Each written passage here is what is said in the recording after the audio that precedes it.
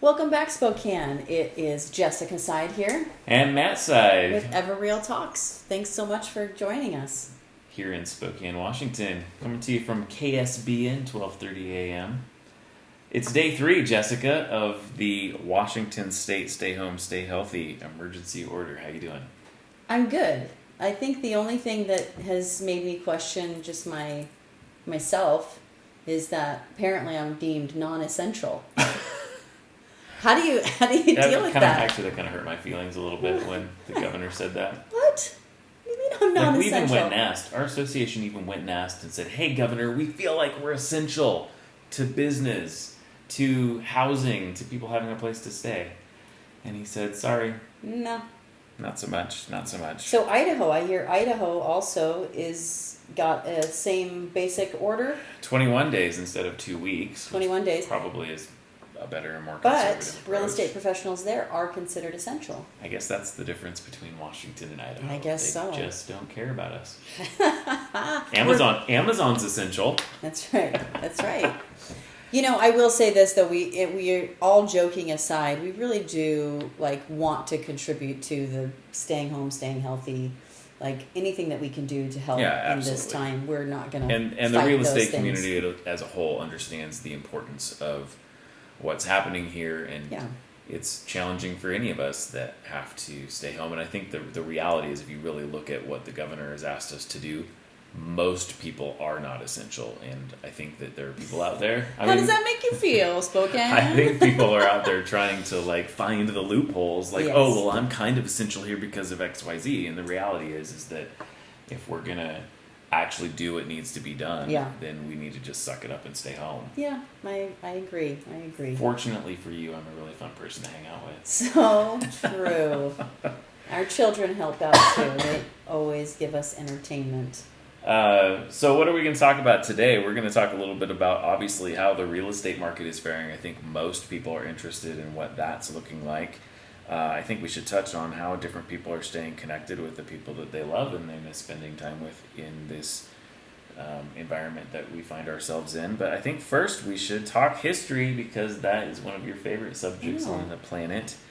That's our resident historian, Jessica Side here. Well, there's only 2 of us, so I suppose resident historian works in this setting. Especially in any other setting, home. I don't think it would work. For instance, if my dad was in the room, I would not be the resident historian. And we would not have nearly enough time in a 30-minute show. Sorry, Dad. We love you.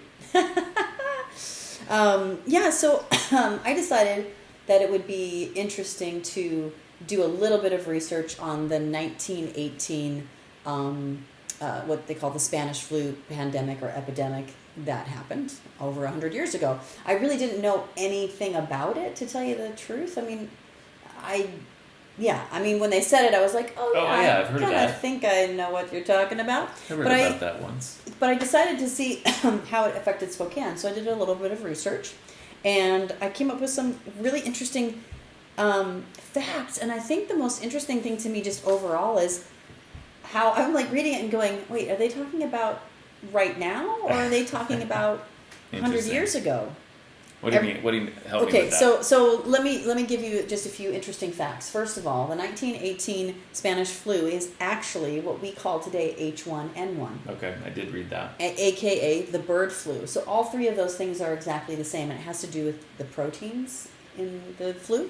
And the virus itself. I believe that's correct. I read something about that. So in September of 1918, there was some quotes from the editor of the Daily Chronicle, which of course is now it was the Chronicle and the Spokesman Review. Yeah, they were two papers. I remember when I was a kid, they were 2 different papers. You could pay this for the Spokesman Review or the Spokane Chronicle, and at some point I think they merged, right?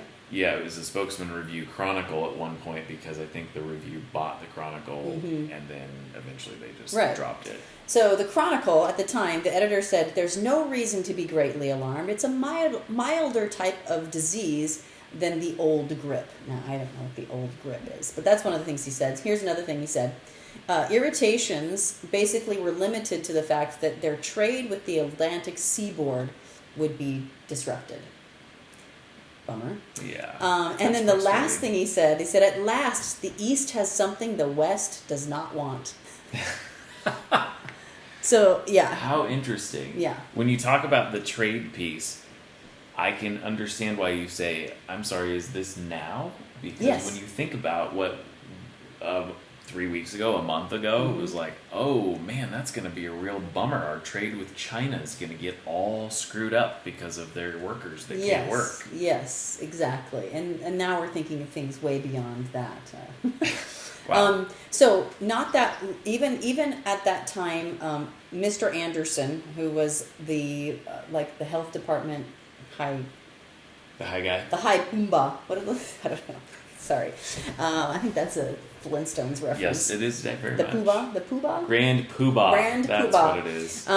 So from the health department, even at that time, he basically said this: if Spokane people will sneeze in their handkerchiefs and turn their heads to the other way when they cough, there is a remote chance that the city will be attacked by the epidemic of the Spanish flu or Spanish influenza. Which is funny because that's the first thing they started telling us, right? Wow. Sanitize your hands, cough into your sleeve, just do those things and it'll be fine. Yeah, wasn't it like cough into a tissue and throw it away? Yes, exactly. So 17 days later, there were 100 cases of the Spanish flu in Spokane. On October 8th, all theaters, schools, churches, dance halls, and every other place where people gathered were closed, as were events like funerals and weddings. Does that sound familiar? It kind of does, yeah. So in the end, I'm going to tell you the end result. I'm going to tell you a couple other things. But in the end, 1,045 people died and 17,000 people were infected. And our city was about 150,000 people. So I think this math works out. It's like 11% of the population were infected. So it's a lot. It's a lot of people. Wow. Statewide, I haven't checked the numbers in the last couple of days, but we've been hovering around that 7% range, 6 to 7% of those tested have it. Oh, okay. Not of the population. Not of the whole population, of course. We're not there. Hopefully, we'll never get there. But it was interesting because as I read some of the public sentiment, the attitudes were they were similar to ours, but even more stubborn than us. Like, boy, they really fought against these things. At one point, the theater owners put a petition together to say, we want to be open. And even the health inspector dude was at one of the theaters telling them you need to shut it down. And they were like, screw you, we're not shutting down. So there was a lot of people. And this guy was unmoved. This Mr. Anderson Poobah was unmoved. So how did it spread? 1918, the world was in a war. We were not a global community. Like right now, we're a super global community, right? People travel all the time. So of course, something that starts in one place can spread rapidly to other places. Sure. But then that probably wouldn't have happened if we were not in the midst of a world war where you have all these people in one place. Of course, their immune systems are down, they're getting sick. And then we ended the war in 1918 as well, so people were coming home and they were bringing that disease with them. All over the place. Literally all over the world. So we had our first death on October 9th, and that was a 17-year-old from LC, which brings me back to, at least as a mom, I am so incredibly grateful that this does not seem to be going after young people. I know that there's some real concern that it's starting to do that. And I do think that if our children were at risk, I would think that we would all be a lot more diligent than even we are being now. But Sure. I think there's this thing of, well, I'm young and healthy and it'll be fine. And we can't forget those people who are less fortunate than us in that respect. So October 16th, the city seized the Lion Hotel and converted it for serious cases and people who were homeless, because people were becoming homeless. And the owners did not like that very much. And Mr. Anderson, this is what he said: the owners of the Lion Hotel think that they can put $1 on one side of a scale and a human life on the other and get away with it are very, very badly mistaken.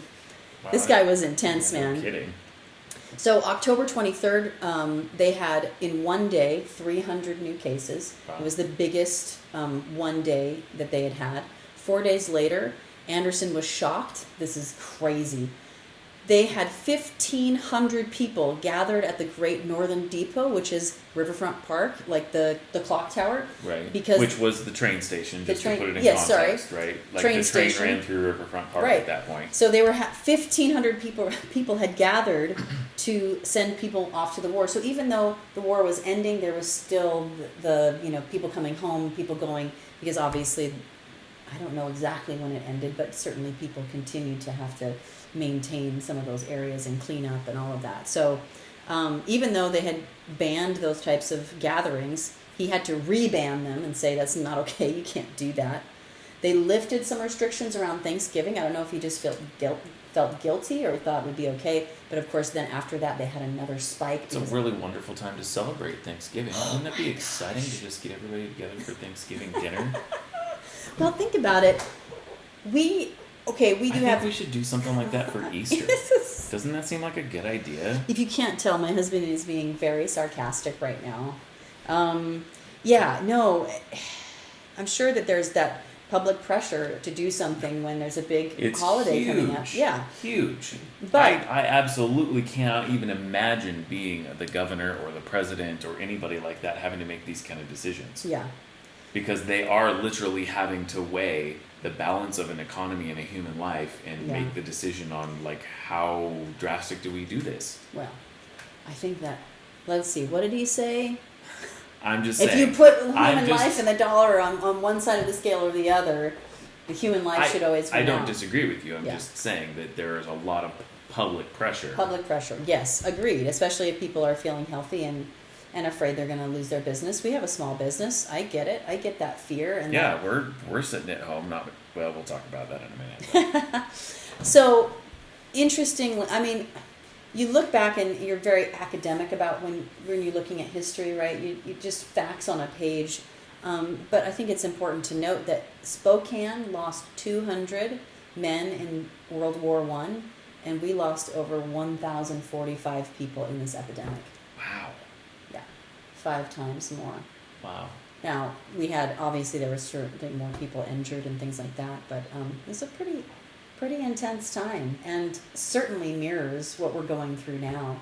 And, they got out of it, but it didn't, technically I don't think that it ended until like February. So we're talking October to February that they were dealing with it.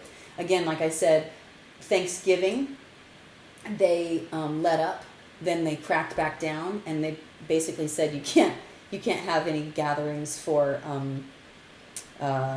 Christmas, New Year's, those kind of things. Yeah, actually by New Year's he started letting up on the restrictions. Basically, like January 2nd, he said, I don't think we have anything to worry about, and I still think people were sick, but I think the new cases maybe had gone down. Wow. Don't remember exactly, but crazy times now, and it's interesting to look back and attempt to be a student of history and try not to make the same mistakes. Exactly, right. That is so important, and we're told that like our whole life.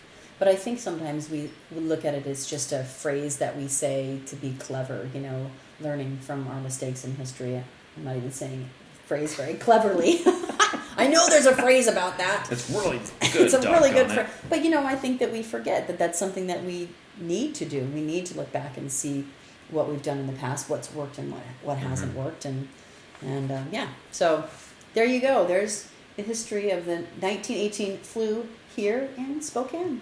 Cool. Well, thank you for sharing that. It was really interesting and insightful. And thank you to the Spokesman Review, because I got a lot of my information from Shout out to the Spokesman. And Thanks for publishing that. And the Chronicles archives. I'm sure that's where a lot of these quotes and stuff came from.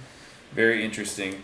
Well, before we go to break, let's talk a little bit about real estate, since that's mainly what we're here to do. I know, it's the true. reality is our community is real estate, or real estate is our community. Yes. And so these type of things, everything history, affects us, right? All of it does. So I think the biggest thing right now is that people are being limited to how they view homes, and so therefore technology is important to how we conduct real estate right now. Mm-hmm. So let's just talk about different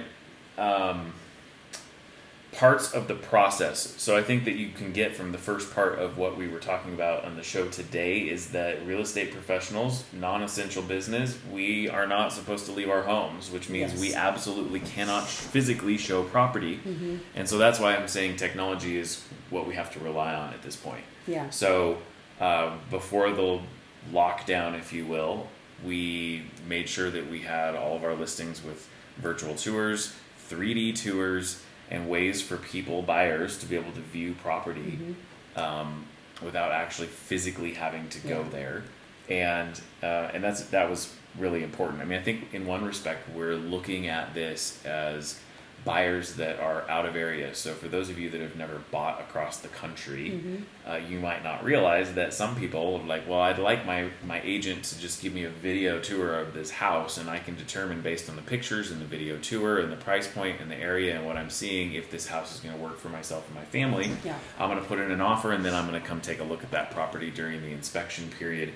And that's, until we get the freedom to open doors again, that's how we're going to have to look at it from the real estate community. We're getting really creative in engaging our sellers and asking them to do tours through the homes on their like FaceTime tours and those kind of things. I will say this: we have 3D technology that we can utilize, but lots of real estate professionals do not have that. They don't have that camera. They didn't have time to react quick enough. And so sellers are making videos themselves that then can be sent to buyers to take a look at. So I would say any house that you want to look at, I bet there's somebody within that chain that's got some kind of a video or could do a FaceTime thing or whatever with you. So let's just really quick talk about properties that are under contract. And I'm not too worried about the time. We'll go to break in just a second. They gave me a little extra time here before we needed to go to break. So under contract, it really depends on where you are in the process of being under contract. If your inspection is over, the really cool thing is that conventional loans have lifted the need to do walk-through appraisals, which means the appraisers can do drive-by and desktop appraisals, so they're utilizing their own technology. Our governor said we can still be in our car, so they can drive by the property, they can take exterior photos of the property, they can look at the pictures that the property is being listed with and those type of things and come up with values. So that's really important. Can I say something about appraisals? Yeah. Okay, so I think one of the things that's really important to understand is if you do have a property that is under contract right now and you have any concern that by looking at a computer or just driving by the house that it's not going to appraise because maybe they're not seeing all the details of the home, the things that you've done to make it better, that they would normally see when they walk through, talk to your listing agent and ask them to send a list of all the upgrades of the home to the appraiser, and get additional pictures if you need to. Like, let's just say you've done a bunch of cool stuff inside of your kitchen cupboards. In other words, everyone's got kitchen cupboards, right? And some of them look nice, fantastic, but some of them have extra things inside that make that worth more money. And so, custom cabinetry, whatever. Those are the kinds of things you want to make sure you get that information to the appraiser. Yeah, absolutely. Because that would be a real bummer to have a low appraisal because the person is not seeing all the quality inside your home. And that's definitely the double-edged sword by doing it that way. Yes. So, but that's a way around it. As far as inspections, though, that's going to be the real hang-up because inspectors, as far as everything that we've been hearing, are not considered essential either, which means they cannot conduct an inspection of your home. So that's going to just mean that contracts are going to have to extend out longer. And I think that that's the second reality that we're going to have to deal with here is that a 30-day close is probably going to be a 45 or 60-day close, and that will be fast in this environment. So as the real estate community, we are addressing it as best we can. And I guess this would be a good time for you to, if you're looking at buying or selling right now, it's probably a really good time to reach out and get a consultation and figure out, is this a good time for me? Like, why am I buying and selling, and is this going to accomplish my goals? Yeah, so, for sure. Before we go to break, if you are interested in having a consultation, we are happy to provide that for you. You can call us at 509-62-HOUSE. You can message us on Facebook or Instagram. You can always email us at ask@everreal.com or go to our website. We have a chat feature there. So lots of ways to get a hold of us, and we'd be happy to not sit down with you, but do some sort of a remote consultation to help you make a decision on if this is the right time. So, Absolutely. So with that, let's go to a short break, and then we'll be right back. Cool. Hi, everybody. We're back and we're ready to talk more about what's happening in real estate during this crazy, crazy time. Absolutely. Before we get into the numbers part, because we Yes. obviously want to look at those, let's just talk about, I think something else that's really important is how people are staying connected. Yeah. And so I have some ideas or things that we've been doing, but what are you What seeing am I out doing? there? Well, first of all, everyone should have a group chat with their family. I think everyone should have we have a group chat with my family, so my brothers and sisters and their significant others and my parents, so we've always got that going. It's just like, and you can rename, I don't know if you know this, but if you put a bunch of people, phone numbers, hey man, but Matt is making fun of me, but I think this is important. Put a bunch of people into there, then you can rename it so it just says whole family, so I'm not having to re-put in people's information, and then I can just type in WH and it's there. So that's one super simple way to do it. But something else that we are doing with our company is we're using Zoom, which is a fantastic platform to do video conference calls. And we're using those not only for our business meetings, because obviously, we've all got a lot of stuff to try and figure out right now. I mean, because we became non-essential, we're trying to figure out how to close transactions, and there's so much logistically to kind of deal with. So we've been having business meetings, but then also we've been having a fun meeting every week too. Actually, we're going to be, after we're done with this, we're going to be heading over to one of those. So Zoom is also a fantastic. And as a side note, for those of you, because I think people are like, oh, Zoom, that's a great platform for businesses, but earlier this week, I don't know, we did that with some of our friends where we just did a little online game night. Yeah. And the kids were on their phones and some of us were on computers, and we were able to all be together in separate homes. And the crazy thing was, it was 3 hours later when we realized that the kids all dropped off and did their own thing, but us adults, it literally felt like we were sitting around the living room talking. Yeah, we stayed up until past midnight. Yeah, past midnight on a Zoom call. Yeah, that was great. Go ahead. FaceTime, Google Hangouts. I think there's lots of digital ways that we can connect with people, and I think that that's a really important thing for us to do. So, with that, just a good old-fashioned phone call. Yeah, well, absolutely. But I think it is kind of nice to see people. I think that's what we're missing right now. We can talk to people, but I think what we're missing is sitting down with people. Yeah, so one of the moms in our school put together a Google Hangout for the kids, and they, at one point when we first started this whole thing, it was just like a free-for-all, and so they're constantly going, trying to get each other on. So we made a schedule that 1 o'clock and 4 o'clock every weekday, that would be the time when we would get our kids on, and so that they could have and we have an 8-year-old, and he misses his friends, so it's really fun for him to be able to do that. It's pretty cool. Yeah, for sure. Snapchat, the big kids do Snapchat. So, sorry guys, I don't understand Snapchat. All right, let's talk about the numbers. Okay, active listings. So first, before we go too far into the numbers, we've kind of changed the way we're doing the numbers because we wanted to kind of start comparing kind of week over week, kind of how things get affected. So I just want to mention that because I think it's important. Sure. Yeah, I mean, I'm always going to focus on things such as months of inventory, and that's absolutely. But I want to pull up the numbers from last week, and then we can kind of compare those as well. Okay. So I'll go through these, and you can kind of tell us how it's changed from last week. So active listings right now, 841. Last week it was 903. Oh, so that's down. Mm-hmm. Pending listings 1186. Pending last week was 1,362. Okay, so just all listing inventory, all of it's gone down a little bit. Sold in the last 7 days 111. 156 last week. That's because everybody was pushing stuff through before we got shut down. Sold in the last 30 days 628. And this is 647. Obviously, that's going to change. That's changing a little bit. Months of inventory right now is 1.3, and we were 1.4 last. Yeah. So of course So obviously, this doesn't mean much week after week, but when I want to see what pattern we have over the next few weeks. Last week we talked about it. We're just keeping our eye really close on this to see what this looks like. I think that there can't but be a slowdown. The reality is, in the next 2 weeks, not a lot of people are going to be writing up offers, which means active properties are going to stay active and not go contingent or pending. Yeah.